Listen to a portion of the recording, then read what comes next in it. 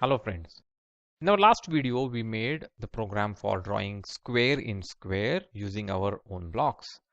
This time, we are going to try to optimize this program. Because what we see here is, if I keep this aside and now if you see all these three, they look quite similar. This is forward, wait 1 second, hard right turn, wait 0.3 second, repeated for 4 times, drawing one square. Forward, wait 1.5 second, hard right, wait 0.3 second. So the only thing which changing between them is this wait time. Here it is 1, here it is 1.5. Here also it is exactly same except for this wait time which is 2 seconds here. So which means there is only one number which is changing between these squares. Rest all commands are same. Can we work with this changing number? Yes. Something which changes, we can use a variable. The name variable itself suggests that it is something which is going to vary, change. So what we will do is we'll make one variable and I'll call it forward time. So when I start, I want the forward time to be 1 second. So I'll keep, when I start my program, I want to keep it 1. Now after I've drawn this, I want to change this 1 to 1.5, which means I'm changing it by 0.5 seconds. This was 1, and the new time is 1.5. So I'm changing it by 0.5.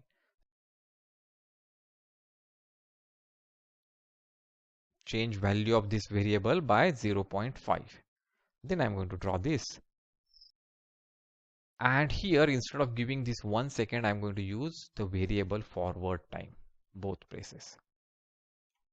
What does it mean? The forward time was 1, so wait here 1 second.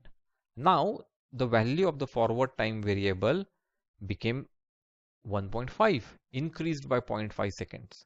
So it was 1, increased by 0.5, became 1.5. That means here it is going to wait 1.5 seconds. Again, I'm going to use the same command here, change by 0.5. I'm going to connect this here and use this. So if you see now, forward time 1, here wait 1. Forward time increased by 0.5, so we became forward time became 1.5. So here it is 1.5. Again it increased by 0.5, so 0.5 more than 1.5, which is 2, and here it is wait 2 seconds. And that's exactly what we were doing earlier. But what have we done? We have just increased some blocks. Is it? No. Now if you see, this is same as this. Forward, wait forward time. Here also wait forward time. Change forward time. Here also change forward time. Even this is same, forward, wait forward time. So if I, then these three blocks are same. And this is not going to affect because this is my last command. So even if I change forward time, it is not going to affect my functionality. But what I have achieved is these three are same. So instead of using these three, I can repeat these 3 times. Same thing. And finally, vehicle stop. I don't need this, I don't need this. So this repeat is inside this big repeat. This is repeated 3 times because I want to draw 3 squares. This is drawing a square. And this variable forward time is deciding the length of side of the square. So how much it will go 1 second forward, then 1.5 second forward, then 2 second forward. And so by using a variable, we have made our program so small. We have reduced lots of lines of code. We have made the program more readable, more manageable.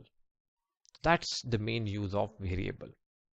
So we will save this program as square in square using variable. We'll upload this and we'll see if it behaves in the same way as the earlier program.